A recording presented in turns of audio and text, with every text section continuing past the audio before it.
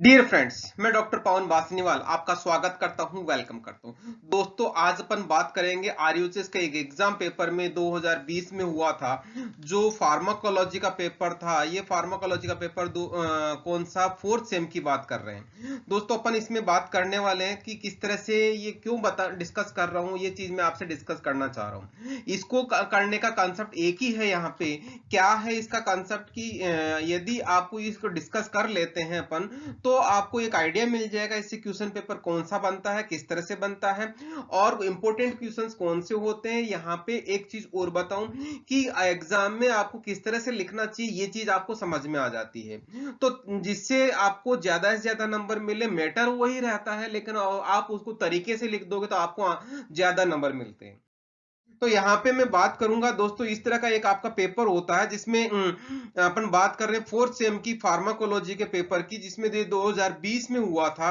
इसमें general instruction ये वाले होते हैं। इंस्ट्रक्शन पहला, जो आपको पेपर पे कुछ नहीं लिखना होता है, जिसमें यदि पेपर पे रोल नंबर के अलावा आप कुछ अलग लिखते हैं तो आपको अनफेयर मींस में काउंट किया जा सकता है। Similarly section question number point 2 होता है, जो सेक्शन ए के लिए होता है, जो क्वेश्चन नंबर 1 और क्वेश्चन नंबर 2 के लिए होता है। इसमें वेरी शॉर्ट आंसर वाले क्वेश्चंस होते हैं। यहाँ पे पूरा का पूरा सेक्शन कंपलसरी होता है और इस तरह से ये 20 नंबर का सेक्शन होता है, जो यदि आप इसको अच्छे से अटेम्प्ट कर ले तो पूरे में से पूरे भी नंबर आ सकते हैं आपको। फिर अपन बात करते हैं सेक्शन बी की। तो दोस्तों, इसमें क्वेश्चन 3, 4 और 5 होता है, जिसमें आपको ऑप्शन रहता है। यहाँ ऑप्शन रहने का मतलब सिंपल सा है कि यहाँ पे आपके पास चॉइस रहता है, तीन में से दो क्वेश्चन करने होते हैं, लेकिन दोनों के दोनों डिस्क्रिप्टिव वाले होते हैं। तो इनको ध्यान रखना है कि बड़े में लिखना है। इस तरह से 20 नंबर का सवाल वाला ये होता है सेक्शन। फिर उसके बाद में ध्यान रहे, सेक्शन सी रहता है, जिसमें क्वेश्चन नंबर 6 और 7 रहते हैं। यहाँ पे 5 और 4 क्वेश्चन अवेलेबल रहते हैं, लेकिन 5 में से 4, 4 में से 3 करने होते हैं। इस तरह से टोटल 7 क्वेश्चंस करने होते हैं। एक क्वेश्चन 5 नंबर का, मतलब यहाँ पे 35 मार्क्स के क्वेश्चंस होते हैं। तो मैं आपसे वन बाय वन डिस्कस करता हूँ, देखते हैं अपन कैसे। तो पहला सेक्शन आता है, देखिएगा पहला सेक्शन में देखिएगा, पहला क्वेश्चन है, इसमें 5 क्वेश्चन है, पांचों के पांचों करने। तो what is meant by biphasic response of adrenaline. तो दोस्तों, इसका आंसर कैसे करना है, सबसे पहले एड्रेनलिन लिखना है। एड्रेनलिन लिखने के बाद में इसकी सबसे पहले आप कैटेगरी लिखेंगे, कौन सी कैटेगरी में है, और इसका एक्शन, जो बाइफेजिक एक्शन होता है, उसकी डेफिनेशन लिखेंगे। किसकी, बाइफेजिक एक्शन की डेफिनेशन, और बाइफेजिक एक्शन होता क्या है वो चीज लिखनी है। तो आपका आंसर कंप्लीट हो जाएगा। फिर आता है क्वेश्चन दोस्तों, define the term tachyphylaxis and synergism. इसमें आपको सीधा सीधा आंसर लिखना है। दोनों word tachyphylaxis as well as synergism को, दोनों की सिंपल सी आपको डेफिनेशन लिखनी है, तो आपका आंसर कंप्लीट हो जाएगा। फिर उसके बाद में what is the mean, what is partial agonist and inverse agonist and give one example for each.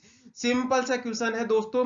Partial agonist क्या होता है, उसके लिए आपको डेफिनेशन लिखनी है, उसके बाद में उसका एग्जांपल लिखना है। सिमिलरली इनवर्स एगोनिस्ट क्या होता है, उसकी डेफिनेशन लिखनी है और उसका एग्जांपल लिखना। कीप इन माइंड, एग्जांपल नहीं लिखोगे तो पूरे नंबर नहीं मिलेंगे। यहाँ पे एग्जामिनर ने आपसे एग्जांपल पूछा है, तो आपको एग्जांपल लिखना जरूरी है।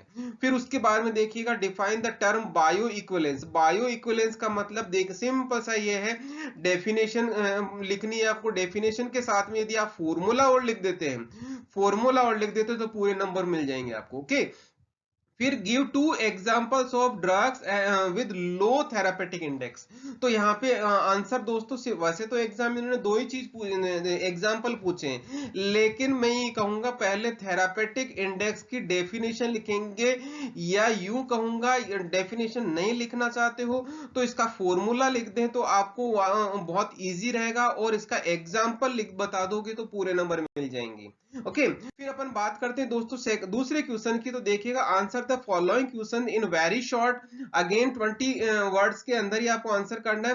पहला question, why neostigmine is prefer to physostigmine in myasthenia gravis. तो सिंपल सा यहाँ पे ध्यान दीजिएगा, इसका एक सेंटेंस में, वन सेंटेंस में इसका कॉज प्रेफरेंस का जो रीजन है वो लिखना है। एक सेंटेंस में आंसर करना है कि इसका साइड इफेक्ट बता रहे हो, कौन सा बता रहे हो, वो आपको आंसर करना है। फिर उसके बाद में give reason why acetyl choline is not used clinically. तो एसिटाइल कोलिन क्यों यूज नहीं कर पाते, इसका यूज अगेन इसका रीजन लिखना है। रीजन में ध्यान रहे, एक ही रीजन लिखना है, एक ही सेंटेंस लिखना है, ज्यादा आपको कुछ नहीं लिखना क्योंकि 2 नंबर का सवाल है। फिर उसके बाद में 2 एग्जांपल्स ऑफ सीएनएस स्टिमुलेंट्स। तो देखिएगा यहाँ पे सीएनएस स्टिमुलेंट क्या होता है वो आपको शायद लिखेंगे तो थोड़ा सही रहेगा। फिर उसके बाद में आप आंसर कर देंगे एग्जाम्पल का, एग्जाम्पल में जरूर लिखेंगे सीएनएस स्टिमुलेंट कौन कौन से होते हैं, वो लिख देंगे तो आपका आंसर कंप्लीट हो जाएगा। फिर आता है what are secondary messengers in G protein coupled receptor. तो ध्यान देना, जी प्रोटीन कपल्ड रिसेप्टर क्या होता है ये चीज आपको लिखनी है। जी प्रोटीन कपल्ड रिसेप्टर के साथ में डेफिनेशन के साथ में फिर उसका सेकेंडरी जो मैसेंजर्स है उनके नाम लिखने तो आपका आंसर कंप्लीट हो जाएगा। फिर उसके बाद में give 4 therapeutic uses of analeptics. Analeptics क्या होते हैं पहला ये लिखेंगे, एनालेप्टिक क्या होते हैं ये लिखेंगे। फिर उनका एग्जाम्पल, एक कोई एग्जाम्पल लिख देना, एग्जाम्पल का उसका यूज लिख देना कि उसके क्या क्या यूज है तो आपका आंसर कंप्लीट हो जाएगा। इस तरह से आपका सेक्शन ए कंप्लीट होता है। दोस्तों यहाँ पे एक चीज और बता दूं, कोई सा भी एग्जांपल पूछ सकता है, कोई सा भी ड्रग के बारे में पूछ सकता है। फार्माकोलॉजी थोड़ा वास्ट है तो यहाँ पे थोड़ा सा concentrate to the point answer करेंगे, आपको बहुत अच्छे नंबर मिलेंगे।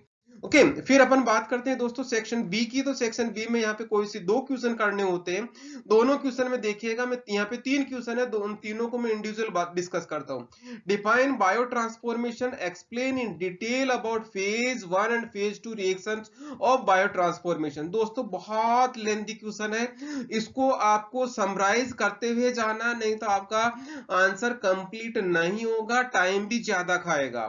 तो देखिएगा सबसे पहले इसका डेफिनेशन लिखना है। डेफिनेशन लिखने, बायो ट्रांसफॉर्मेशन का मतलब मेटाबॉलिज्म से बात कर रहा है। मेटाबॉलिज्म के बाद में मेटाबॉलिज्म के जो रिएक्शंस है फेज 1 की, फेज 1 रिएक्शन और फेज 2 रिएक्शन। फेज 1 और फेज 2 रिएक्शन में सिंपल सा इधर ऑक्सीडेशन वगैरह ये चीज आती है, रिडक्शन वगैरह, वो सारी रिएक्शंस लिखनी है। एक एक एग्जांपल लिखना ना भूले।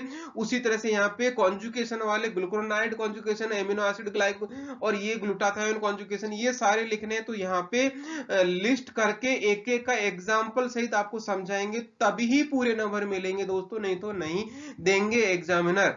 फिर आता है क्वेश्चन नंबर 4। तो देखिएगा, discuss classification, pharmacological action and adverse effect of beta adrenergic blocking agents. तो सबसे पहले मैं ये कहूंगा बीटा एड्रेनर्जिक जो ब्लॉकिंग एजेंट्स है, एड्रेनर्जिक ब्लॉकिंग एजेंट्स है, उनका डेफिनेशन लिखेंगे, ब्लॉकिंग एजेंट का क्या होता है, और उसके बाद में इनका थोड़ा सा शॉर्ट में एग्जांपल लिख देंगे। फिर उनका क्लासिफिकेशन लिखेंगे, क्लास एग्जांपल को देते हुए क्लासिफिकेशन में किस तरह से कि कौन कौन सी कैटेगरी है वो चीज लिखेंगे। उसके बाद में इनका फार्माकोलॉजिकल एक्शन आ जाएगा, किसी एक ड्रग को एज ए प्रोटोटाइप लेके उसके बाद में आपको आंसर करना है। जैसे सपोज आप ले सकते हैं प्रोप्रानोलोल, तो प्रोप्रानोलोल का आप क्या करेंगे, इसका जो फार्माकोलॉजिकल एक्शन है टू द पॉइंट आंसर करेंगे तो थोड़ा सही रहेगा, पॉइंट वाइज आंसर करेंगे तो सही रहेगा। फिर उसके जो साइड इफेक्ट है वो लिखेंगे तब आपको आंसर करेक्ट पूरा का पूरा हो जाएगा। ये हो गया आपका बीटा एड्रेनर्जिक ब्लॉकर। फिर उसके बाद में explain principles of drug discovery, classification and mechanism of drug action end of anti epileptic. तो ध्यान देना यहाँ पे ड्रग थेरेपी किसकी बात कर रहे हैं, एंटी एपिलेप्टिक की बात कर रहे हैं, एंटी एपिलेप्टिक की बात कर रहे हैं। एंटी एपिलेप्टिक का यहाँ पे मैं एक चीज और बता दूं कि यहाँ पे डिस्क्रिप्शन बॉक्स में एंटीलेप्टिक का क्लासिफिकेशन मिल जाएगा और उसका डिटेल फार्माकोलॉजी से बहुत सारे फार्माकोलॉजी सब्जेक्ट के टॉपिक्स मिल जाएंगे, आप उन वीडियोस को देख सकते हैं। फिर भी मैं आपको यहाँ पे आंसर बता देता हूँ। आंसर क्या होगा, एंटी एपिलेप्टिक एक्शन का इसका क्या होगा आंसर, सबसे पहले इसकी डेफिनेशन लिखनी है और उसके बाद में उसका क्लासिफिकेशन लिखना ड्रग्स का, फिर उसका क्लासिफिकेशन को इंडिविजुअल पॉइंट पे आके उनका मैकेनिज्म ऑफ एक्शन देना। उसके बाद में उसकी जो ड्रग थेरेपी जो कॉम्बिनेशन फॉर्म में या किस तरह से दी जाती है, कौन सी एपिलेप्सी की कौन सी थेरेपी दी जाती है वो चीज लिखनी। तो इस तरह से आप आंसर को समराइज करेंगे तो आपका आंसर परफेक्ट जाएगा और पूरे नंबर मिलेंगे। दोस्तों अपन बात करते हैं सेक्शन सी की। सेक्शन सी में देखिएगा, पहला इसमें यहाँ पे 4 क्वेश्चंस करने होंगे, लेकिन यहाँ पे 5 क्वेश्चन है। मैं पांचों क्वेश्चन को इंडिविजुअल बताता हूँ, देखिएगा। पहला, classify skeleton muscle relaxant, discuss the pharmacology of non depolarising agent. तो सबसे पहले इसकी डेफिनेशन लिखेंगे, डेफिनेशन के बाद में इसका क्लासिफिकेशन लिखेंगे। क्लासिफिकेशन में एक कैटेगरी आती है नॉन डिपोलराइजिंग एजेंट, तो उसका एग्जाम्पल लिखते हुए उसकी फार्माकोलॉजी लिख देंगे तो आपका आंसर कंप्लीट हो जाएगा।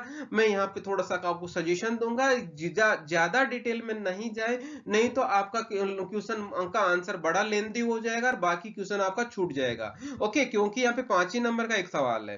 फिर उसके बाद में right a note on pre anaesthetic medication. तो सबसे पहले इसकी डेफिनेशन लिखेंगे, डेफिनेशन प्री एनेस्थेटिक मेडिकेशन क्या होता है, इसमें कौन, फिर उसका एग्जांपल्स लिखेंगे, एग्जांपल्स का मतलब कौन कौन सी ड्रग्स दी जाती है वो चीज लिखेंगे, और उसकी रिक्वायरमेंट क्या होती है वो लिखना है। फिर उसके बाद में हर ड्रग का रोल बताना है कि आपको प्री एनेस्थेटिक मेडिकेशन में क्यों दी जाती है, तो आपका आंसर कंप्लीट हो जाएगा। फिर आता है discuss the therapeutic use of barbiturates. तो दोस्तों बार्बिचुरेट्स क्या होता है ये सबसे पहले उसकी डेफिनेशन लिखेंगे, फिर उसके बाद मतलब उसकी कैटेगरी को लिखते हुए डेफिनेशन लिख देंगे। फिर उसके बाद में उसके फार्माकोलॉजिकल एक्शन को साथ को ध्यान में रखते हुए उसके आपको यूजेज लिखना है। यूजेज पूछा गया है, यूजेज को डिटेल में डिस्क्राइब करेंगे तो ही थोड़ा आंसर परफेक्ट जाएगा, क्योंकि 5 नंबर का सवाल है। फिर आता है mention the therapeutic uses of cholinergic compounds. तो ध्यान देना, कोलिनर्जी कंपाउंड्स क्या होते हैं उसका डेफिनेशन के साथ में एग्जांपल लिखना है। एग्जांपल लिखने के बाद में फिर इसका यूजेज लिखना है कि इनका यूजेज क्या है, ये चीज होगी, आपका आंसर कंप्लीट हो जाएगा। फिर आता है explain the advantage and disadvantage of intravenous route of drug administration.